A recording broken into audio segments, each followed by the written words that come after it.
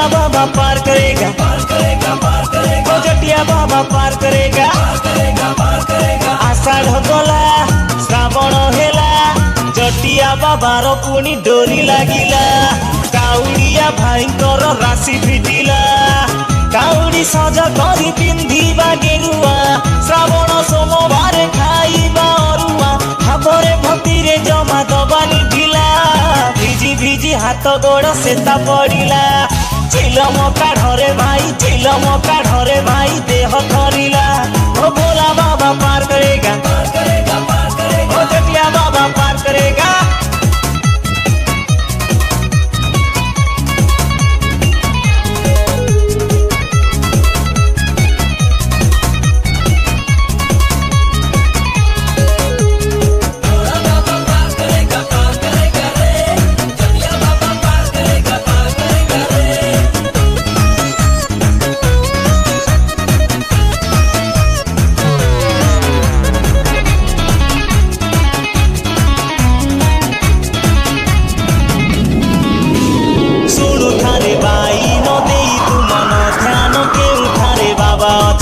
की रूपे कपिलासर धामे चंद्रशेखर नामे दर्शन मिले मोहातपे।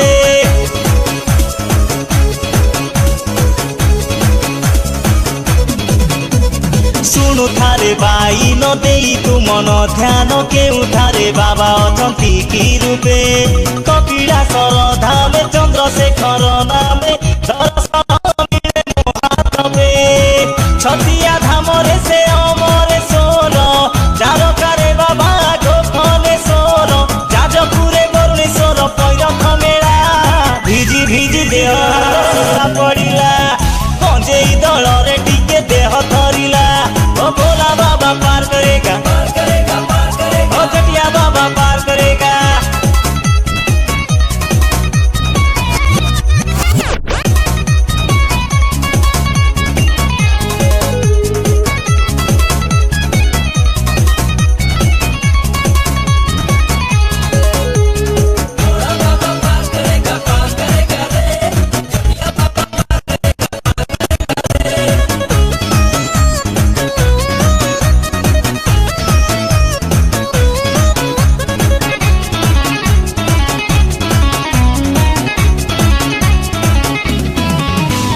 जगत सिंहपुर रे सोमनाथ रूपरे पंचपली रे से पुरी ग्रामेश्वर। गोरेखनाथ जीवा विभूति को पाइबा सबु रिष्ट आम हेब दूर।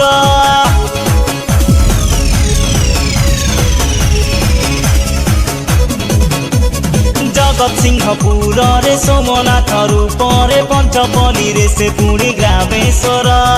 गोरेखनाथ जीवा विभूति को पाइबा सबु रिष्ट आम हेब दूर। महानदी पठारे से धवलेश्वर डाकी देले थरे दियंती उत्तर। धड़ा बरदकु बाबा करिले धड़ा, भिजी भिजी देह हाथ सेता पड़िला। चिलम काढ़रे भाई देह थरिला। ओ भोला बाबा पार करेगा, ओ जटिया बाबा पार करेगा।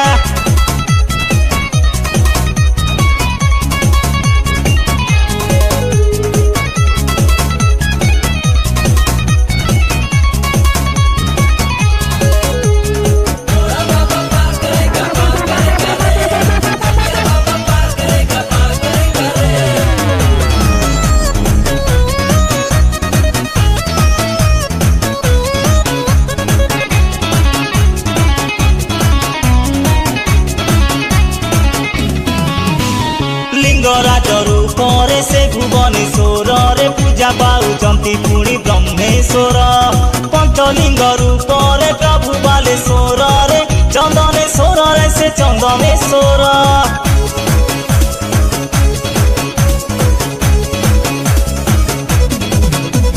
लिंगराज रूपरे से भुवनेश्वर रे पूजा पाउचंती पुणी ब्रह्मेश्वर।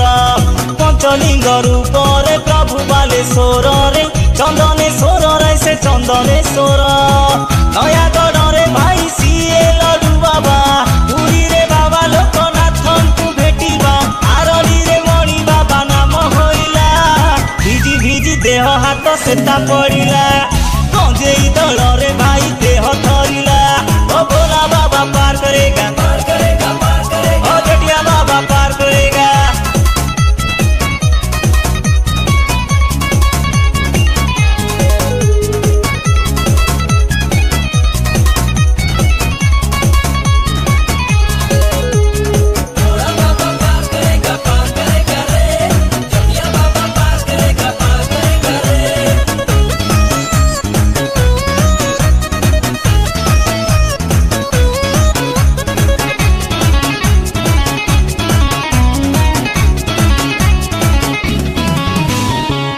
भाई भाग्य रे श्रावण मासरे मिली थाए शिवलिंग दर्शन जल छाया करिले बाबांकर मथारे वर देवे बाबा होई प्रसन्न।